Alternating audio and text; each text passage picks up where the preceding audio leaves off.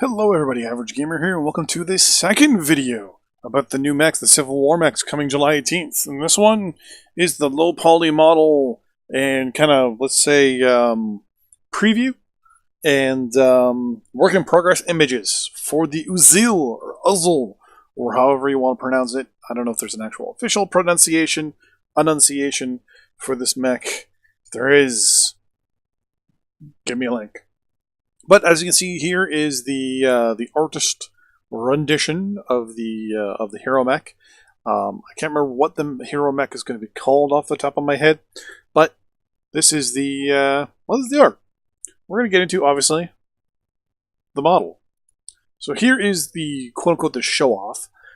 This is basically them just literally showing off 1, 2, 3, 4 of the new weapon systems, and we're going to go through that. Number 1 is this one right here. This is the new rocket system, the new rockets. This, I believe they said, was an LRM 20? I think this is an LRM 20. But this right here is the rockets, right above the head. LRMs, this is the new laser AMS. How this is going to work is up here. This little thing here is going to spin around, and you'll see lasers come flying out of it and shooting your missiles, or shooting their missiles, the bad guys' missiles down on us, for us. How that's going to look and how that's going to actually work is still a in development phase. They don't know if it's going to cause heat. If it does cause heat, how much heat, etc., etc. Because you don't need ammo for it unless you needed a battery for it. That wouldn't be too. That would be kind of. That'd be kind of cool. Here we have the heavy Gauss. As you notice, it's about half the length of a regular Gauss, except obviously shorter and a lot beefier. Here is the Rotary Autocannon 5. As you can see, it's got 4 barrels instead of 5. The 5-barreled Rotary Autocannon is the 2, and the 4-barreled is the 5. I'm going to assume later on down the road if there are additional Rotary Autocannons, obviously the 10 would be 2. And then I have it would be 3. And then the 20 would be 2. And just be like boom, boom, boom, boom, boom, boom, boom.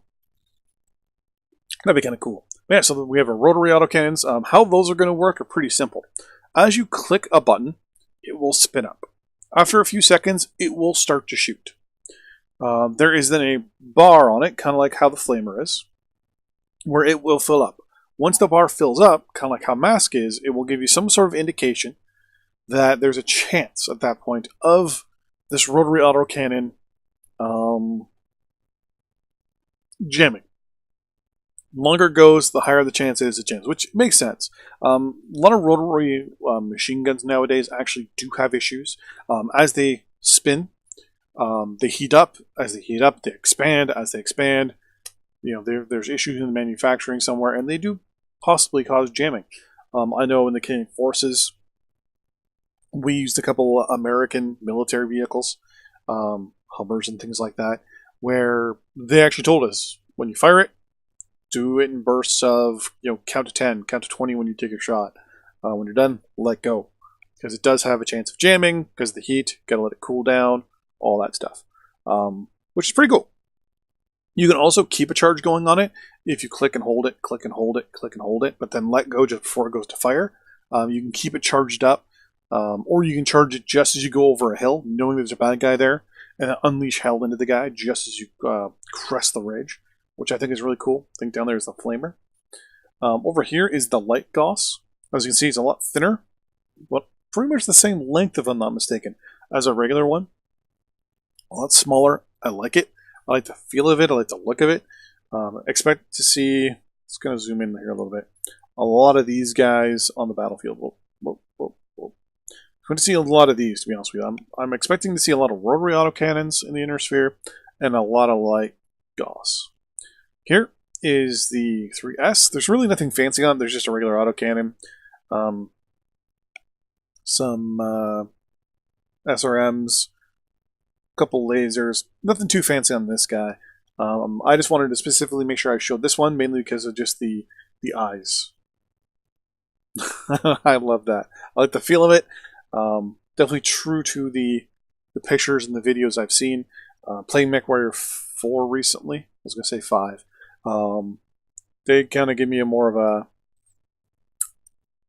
I wouldn't say love for this thing, because, I mean, I never had a love for it, because I didn't really play this mech. I more found respect for it, we'll say that.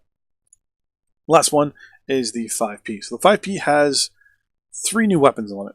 First 2 are the first one, which is 2 heavy machine guns over here. As you can see from the model, what they're showing right now, it definitely looks like a 50 caliber sniper rifle. Like the model they're using. I actually think that's kind of cool. Up here is the light. Let's get that in more center. The light Ppc. Expect to see a lot of these as well for the inner sphere. I know several mechs that I'm going to have 2 of these. Even larger assault mechs, I might have 3 or 4. Because obviously they'll have less heat. They'll weigh less. And they'll still work the same way as regular ones, right? So they hit 1 spot, but they do 3 points of damage. What I mean by that is, if you hit a center torso, it also does damage to the left and right torsos as well. So I'm going to be running quad Ppc builds. I'm going to tell you guys now. And then on the other side there, Streak 6s, which are the newer thing. Overall, I like the Uziel. I like the way it looks. I like the way it feels. Now that it's been rendered in and, you know, looking at it and stuff like that, I like the feel of it. I like the lines. The lines are really nice. The cockpit, you can actually see pretty good, it looks like. At the sides, a lot more than you could. The only issue is with the arms, probably across here. That might cut into your vision a little bit. No big deal. High mounted PPC point there. High mounted weapon points there. And of course, this mech is completely not realistic, but theoretically, some high mounted weapons there. I'm really looking forward to it, especially that right there. That is going to be dangerous. Anyways, thanks for watching. See you guys in the next episode when we look at the Annihilator. Bye-bye.